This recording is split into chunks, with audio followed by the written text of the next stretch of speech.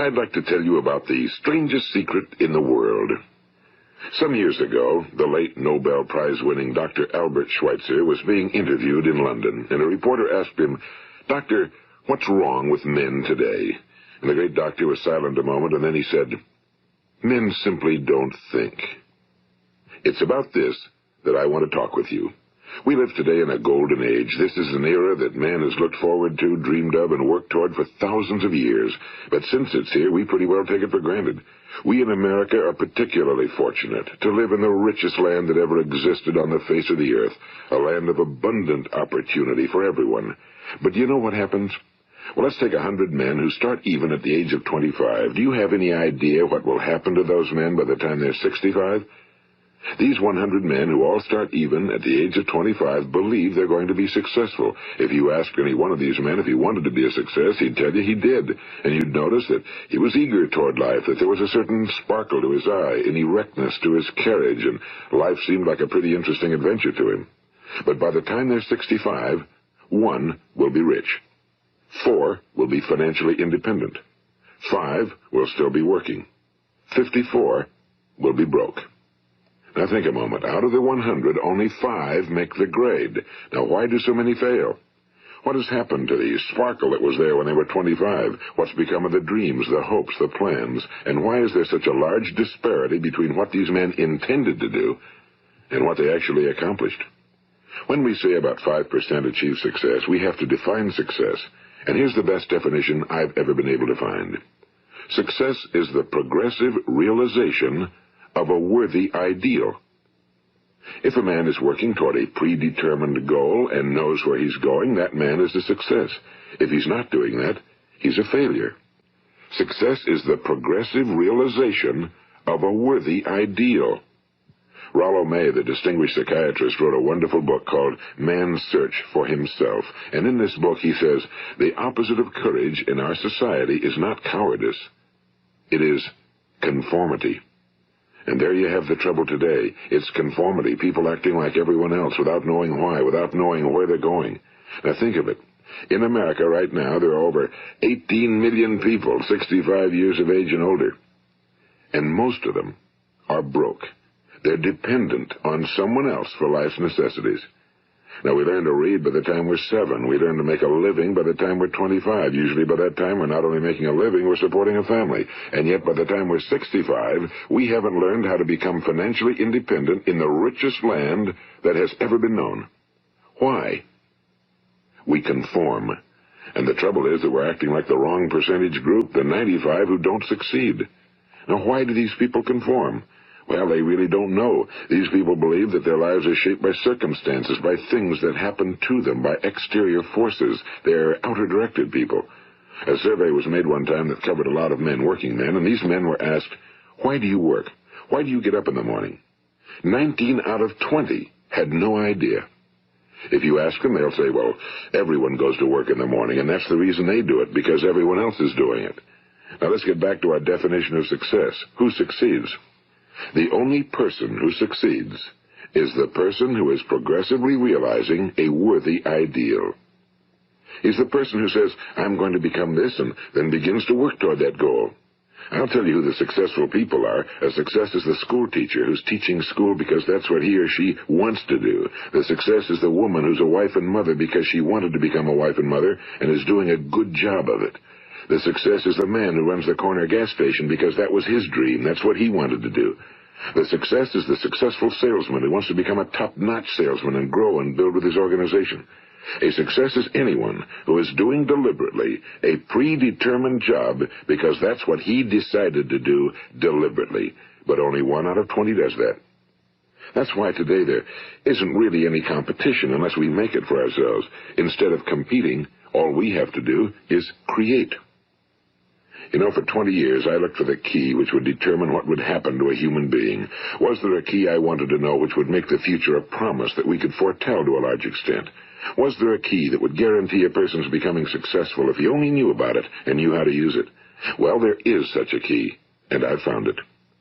Have you ever wondered why so many men work so hard and honestly without ever achieving anything in particular, and others don't seem to work hard and yet seem to get everything? They seem to have the magic touch. You've heard them say that about someone. Everything he touches turns to gold. And have you ever noticed that a man who becomes successful tends to continue to become successful? And on the other hand, have you noticed how a man who's a failure tends to continue to fail? Well, it's because of goals. Some of us have goals, some don't. People with goals succeed because they know where they're going. It's that simple. Think of a ship leaving a harbor, and think of it with the complete voyage mapped out and planned. The captain and crew know exactly where it's going and how long it'll take. It has a definite goal. Now, 9,999 times out of 10,000, it will get to where it started out to get. Now, let's take another ship, just like the first, only let's not put a crew on it or a captain at the helm. Let's give it no aiming point, no goal, no destination. We just start the engines and let it go. I think you'll agree with me that if it gets out of the harbor at all, it will either sink or wind up on some deserted beach, a derelict. It can't go anyplace because it has no destination and no guidance, and it's the same with a human being.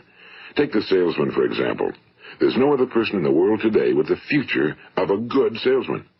Selling is the world's highest paid profession, if we're good at it and if we know where we're going. Every company needs top-notch salesmen, and they reward those men. The sky's the limit for them. But how many can you find? Someone once said the human race is fixed, not to prevent the strong from winning, but to prevent the weak from losing. The American economy today can be likened to a convoy in time of war. The entire economy is slowed down to protect its weakest link, just as the convoy had to go at the speed that would permit its slowest vessel to remain in formation. That's why it's so easy to make a living today. It takes no particular brains or talent to make a living and support a family today. So we have a plateau of so-called security, if that's what a person's looking for. But we do have to decide how high above this plateau we want to aim. Now let's get back to the strangest secret in the world, the story that I wanted to tell you today. Why do men with goals succeed in life and men without them fail? Well, let me tell you something which, if you really understand it, will alter your life immediately. If you understand completely what I'm going to tell you from this moment on, your life will never be the same again. You will suddenly find that good luck just seems to be attracted to you. The things you want just seem to fall in line, and from now on you won't have the problems, the worries, the gnawing lump of anxiety that perhaps you've experienced before. Doubt, fear, well, they'll be things of the past. Here's the key to success and the key to failure. We become what we think about. Now let me say that again. We become what we think about. Throughout all history, the great wise men and teachers, philosophers and prophets have disagreed with one another on many different things. It's only on this one point that they are in complete and unanimous agreement. Listen to what Marcus Aurelius, the great Roman emperor, said. A man's life is what his thoughts make of it. Disraeli said this. Everything comes if a man will only wait. I've brought myself by long meditation to the conviction that a human being with a settled purpose must accomplish it, and that nothing can resist a will that will stake even existence for its fulfillment. Ralph Waldo Emerson said this, a man is what he thinks about all day long. William James said, the greatest discovery of my generation is that human beings can alter their lives by altering their attitudes of mind. And he also said, we need only in cold blood act as if the thing in question were real, and it will become infallibly real by growing into such a connection with our life that it will become real.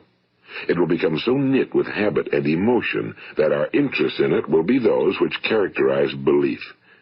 And he also said, if you only care enough for a result, you will almost certainly attain it. If you wish to be rich, you will be rich. If you wish to be learned, you will be learned. If you wish to be good, you will be good. Only you must then really wish these things and wish them exclusively, and not wish at the same time 100 other incompatible things just as strongly. In the Bible, you read in Mark 9:23, if thou canst believe, all things are possible to him that believeth. My old friend Dr. Norman Vincent Peale put it this way, this is one of the greatest laws in the universe. Fervently do I wish I had discovered it as a very young man. It dawned upon me much later in life, and I found it to be one of the greatest, if not my greatest discovery outside of my relationship to God. The great law, briefly and simply stated, is that if you think in negative terms, you will get negative results. If you think in positive terms, you will achieve positive results. That is the simple fact, he went on to say, which is at the basis of an astonishing law of prosperity and success. In 3 words, believe and succeed. William Shakespeare put it this way: our doubts are traitors and make us lose the good we oft might win by fearing to attempt. George Bernard Shaw said, people are always blaming their circumstances for what they are. I don't believe in circumstances. The people who get on in this world are the people who get up and look for the circumstances they want, and if they can't find them, make them. Well, it's pretty apparent, isn't it?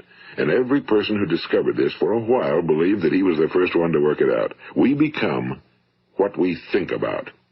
Now, it stands to reason that a person who's thinking about a concrete and worthwhile goal is going to reach it, because that's what he's thinking about, and we become what we think about. Conversely, the man who has no goal, who doesn't know where he's going, and whose thoughts must therefore be thoughts of confusion and anxiety and fear and worry, becomes what he thinks about. His life becomes one of frustration and fear and anxiety and worry. And if he thinks about nothing, he becomes nothing. Now, how does it work? Why do we become what we think about? Well, I'll tell you how it works as far as we know. Now, to do this, I want to tell you about a situation that parallels the human mind. Suppose a farmer has some land, and it's good fertile land. Now, the land gives the farmer a choice. He may plant in that land whatever he chooses. The land doesn't care. It's up to the farmer to make the decision. Now, remember, we're comparing the human mind with the land because the mind, like the land, doesn't care what you plant in it. It will return what you plant, but it doesn't care what you plant. Now, let's say that the farmer has 2 seeds in his hand. One is a seed of corn. The other is nightshade, a deadly poison. He digs 2 little holes in the earth, and he plants both seeds, one corn, the other nightshade. He covers up the holes, waters, and takes care of the land, and what will happen? Invariably, the land will return what's planted. As it's written in the Bible, as ye sow, so shall ye reap.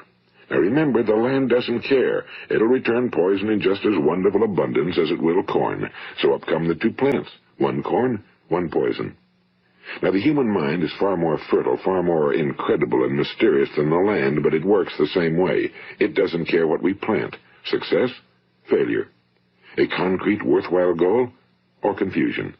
Misunderstanding, fear, anxiety, and so on. But what we plant, it must return to us. You see, the human mind is the last great unexplored continent on Earth. It contains riches beyond our wildest dreams. It will return anything we want to plant. Now, you might say, well, if that's true, why don't people use their minds more? Well, I think they figured out an answer to that one, too. Our mind comes as standard equipment at birth. It's free, and things that are given to us for nothing we place little value on. Things that we pay money for, we value. The paradox is that exactly the reverse is true. Everything that's really worthwhile in life came to us free.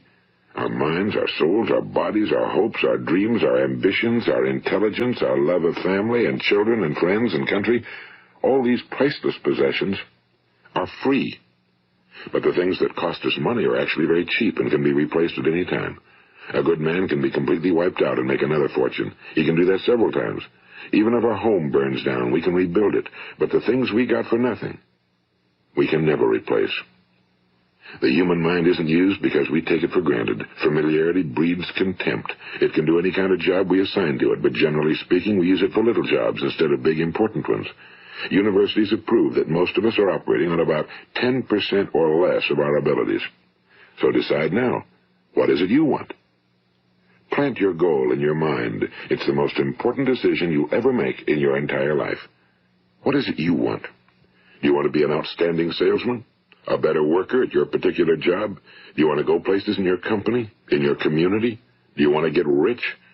All you've got to do is plant that seed in your mind, care for it, work steadily toward your goal, and it will become a reality. It not only will, there's no way that it cannot. You see, that's a law, like the laws of Sir Isaac Newton, the laws of gravity. If you get on top of a building and jump off, you'll always go down. You'll never go up, and it's the same with all the other laws of nature. They always work. They're inflexible. Think about your goal in a relaxed, positive way. Picture yourself in your mind's eye as having already achieved this goal. See yourself doing the things you will be doing when you've reached your goal.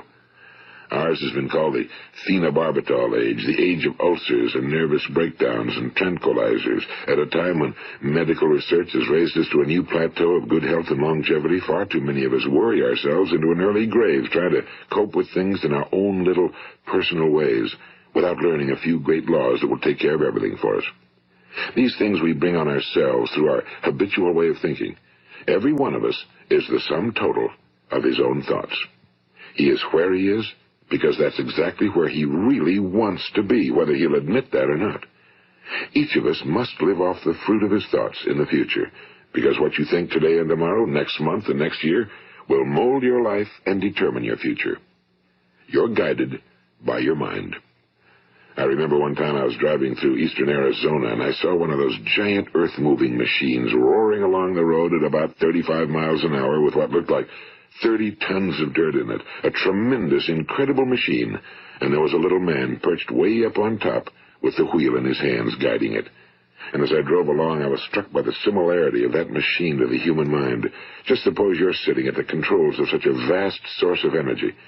Are you going to sit back and fold your arms and let it run itself into a ditch? Or are you going to keep both hands firmly on the wheel and control and direct this power to a specific, worthwhile purpose? It's up to you. You're in the driver's seat. You see, the very law that gives us success is a two-edged sword. We must control our thinking. The same rule that can lead a man to a life of success, wealth, happiness, and all the things he ever dreamed of for himself and his family. That very same law can lead him into the gutter. It's all in how he uses it, for good or for bad. This is the strangest secret in the world. Now, why do I say it's strange, and why do I call it a secret? Actually, it isn't a secret at all. It was first promulgated by some of the earliest wise men, and it appears again and again throughout the Bible, but very few people have learned it, understand it. That's why it's strange, and why for some equally strange reason it virtually remains a secret. I believe that you could go out and walk down the main street of your town and ask one man after another what the secret of success is, and you probably wouldn't run into one man in a month who could tell you. Now, this information is enormously valuable to us if we really understand it and apply it. It's valuable to us not only for our own lives, but the lives of those around us, our families, employees, associates, and friends. Life should be an exciting adventure. It should never be a bore. A man should live fully, be alive. He should be glad to get out of bed in the morning. He should be doing a job he likes to do because he does it well. One time I heard Grove Patterson, the great late editor-in-chief of the Toledo Daily Blade, make a speech, and as he concluded his speech, he said something I've never forgotten. He said, "My years in the newspaper business have convinced me of several things. Among them, that people are basically good, and that we came from someplace, and we're going someplace. So we should make our time here an exciting adventure. The architect of the universe didn't build a stairway leading nowhere." And the greatest teacher of all, the carpenter from the plains of Galilee, gave us the secret time and time again. As ye believe, so shall it be done unto you. I've explained the strangest secret in the world and how it works. Now, on this side, I want to explain how you can prove to yourself the enormous returns possible in your own life by putting this secret to a practical test. I want you to make a test that will last 30 days. It isn't going to be easy, but if you'll give it a good try, it will completely change your life for the better. Now, back in the 17th century, Sir Isaac Newton, the English mathematician and natural philosopher, gave us some natural laws of physics which apply as much to human beings as they do to the movement of bodies in the universe. And one of these laws is that for every action, there is an equal and opposite reaction. Simply stated, as it applies to you and me, it means we can achieve nothing without paying the price. The results of your 30-day experiment will be in direct proportion to the effort you put forth. To be a doctor, you must pay the price of long years of difficult study. To be successful in selling, and remember that each of us succeeds to the extent of his ability to sell. Selling our families on our ideas, selling education in schools, selling our children on the advantages of living the good and honest life, selling our associates and employees on the importance of being exceptional people. To, of course, the profession of selling itself. But to be successful in selling our way to the good life, we must be willing to pay the price. Now, what is that price? Well, it's many things. First, it's understanding emotionally, as well as intellectually, that we literally become what we think about, that we must control our thoughts if we're to control our lives. It's understanding fully that as ye sow, so shall ye reap. Second, it's cutting away all fetters from the mind and permitting it to soar as it was divinely designed to do. It's the realization that your limitations are self-imposed and that the opportunities for you today are enormous beyond belief. It's rising above narrow-minded pettiness and prejudice. And third, it's using all your courage to force yourself to think positively on your own problem, to set a definite and clearly defined goal for yourself, to let your marvelous mind think about your goal from all possible angles, to let your imagination speculate freely upon many different possible solutions, to refuse to believe that there are any circumstances sufficiently strong to defeat you in the accomplishment of your purpose, to act promptly and decisively when your course is clear, and to keep constantly aware of the fact that you are, at this moment, standing in the middle of your own acres of diamonds, as Russell Conwell used to point out. And fourth, save at least 10% of every dollar you earn. It's also remembering that no matter what your present job, it has enormous possibilities, if you're willing to pay the price. Now let's just go over the important points in the price each of us must pay to achieve the wonderful life that can be ours. It is, of course, worth any price. 1. You will become what you think about. 2. Remember the word imagination and let your mind begin to soar. 3.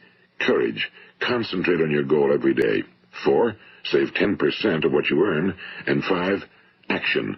Ideas are worthless unless we act on them. Now, I'll try to outline the 30-day test I want you to make. Keep in mind that you have nothing to lose by making this test and everything you could possibly want to gain. There are two things that may be said of everyone. Each of us wants something, and each of us is afraid of something. I want you to write on a card what it is you want more than anything else.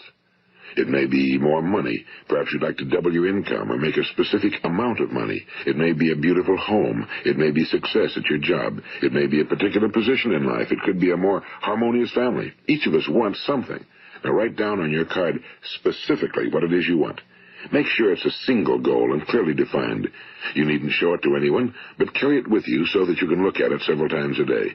Think about it in a cheerful, relaxed, positive way each morning when you get up, and immediately you have something to work for, something to get out of bed for, something to live for. Look at it every chance you get during the day and just before going to bed at night. And as you look at it, remember that you must become what you think about, and since you're thinking about your goal, you realize that soon it will be yours. In fact, it's yours really the moment you write it down and begin to think about it. Look at the abundance all around you as you go about your daily business. You have as much right to this abundance as any other living creature. It's yours for the asking. Now we come to the difficult part. Difficult because it means the formation of what is probably a brand new habit, and new habits are not easily formed. Once formed, however, it will follow you for the rest of your life. Stop thinking about what it is you fear. Each time a fearful or negative thought comes into your consciousness, replace it with a mental picture of your positive and worthwhile goal. And there will come times when you'll feel like giving up. It's easier for a human being to think negatively than positively. That's why only 5% are successful. You must begin now to place yourself in that group. For 30 days, you must take control of your mind. It will think about only what you permit it to think about. Each day for this 30-day test, do more than you have to do. In addition to maintaining a cheerful, positive outlook, give of yourself more than you've ever done before. Do this knowing that your returns in life must be in direct proportion to what you give. The moment you decide on a goal to work toward, you're immediately a successful person. You are then in that rare and successful category of people who know where they're going. Out of every 100 people, you belong to the top 5. Don't concern yourself too much with how you're going to achieve your goal. Leave that completely to a power greater than yourself. All you have to do is know where you're going. The answers will come to you of their own accord and at the right time. Remember these words from the Sermon on the Mount, and remember them well. Keep them constantly before you this month of your test. Ask, and it shall be given you. Seek, and ye shall find. Knock, and it shall be opened unto you. For every one that asketh receiveth, and he that seeketh findeth, and to him that knocketh it shall be opened. It's as marvelous and as simple as that. In fact, it's so simple that in our seemingly complicated world, it's difficult for an adult to understand that all he needs is a purpose and faith.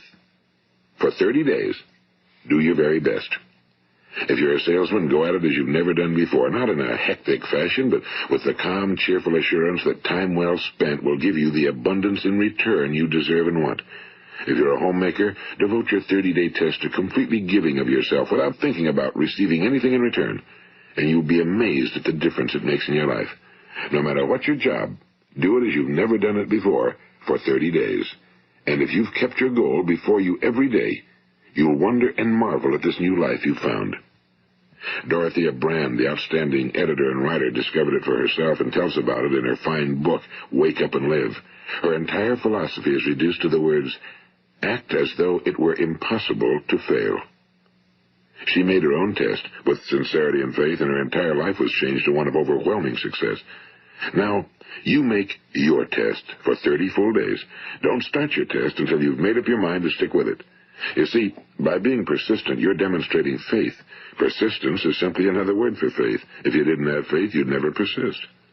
If you should fail during your first 30 days, by that I mean suddenly find yourself overwhelmed by negative thoughts, you've got to start over again from that point and go 30 more days. Gradually, your new habit will form until you find yourself one of that wonderful minority to whom virtually nothing is impossible. And don't forget the card. It's vitally important as you begin this new way of living. On one side of the card, write your goal, whatever it may be. On the other side, write the words we've quoted from the Sermon on the Mount. Ask, and it shall be given you. Seek, and ye shall find. Knock, and it shall be opened unto you. Nothing great was ever accomplished without inspiration. See that during these crucial first 30 days, your own inspiration is kept at a peak. And above all, don't worry. Worry brings fear, and fear is crippling. The only thing that can cause you to worry during your test is trying to do it all yourself. Know that all you have to do is hold your goal before you. Everything else will take care of itself. Remember also to keep calm and cheerful. Don't let petty things annoy you and get you off course.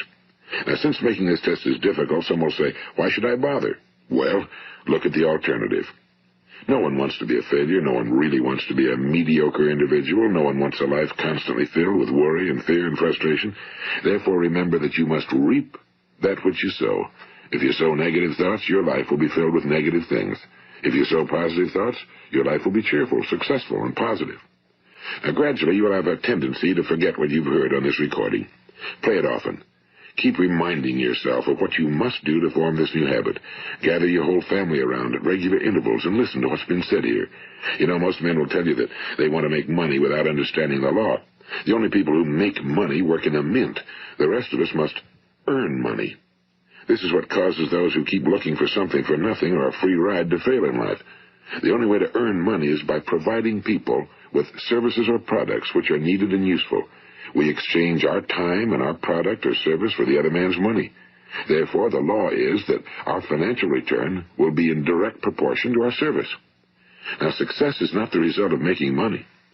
Making money is the result of success, and success is in direct proportion to our service. Most people have this law backwards. They believe that you're successful if you earn a lot of money. The truth is that you can only earn money after you're successful. It's like the story of the man who sat in front of the stove and said to it, "Give me heat, and then I'll add the wood." How many men and women do you know, or do you suppose there are today, who take the same attitude toward life? There are millions. We've got to put the fuel in before we can expect heat. Likewise, we've got to be of service first before we can expect money. Don't concern yourself with the money. Be of service. Build, work, dream, create. Do this, and you'll find there's no limit to the prosperity and abundance that will come to you. Prosperity, you know, is founded upon a law of mutual exchange. Any person who contributes to prosperity must prosper in turn himself. Sometimes the return will not come from those you serve, but it must come to you from someplace, because that's the law. For every action, there is an equal and opposite reaction.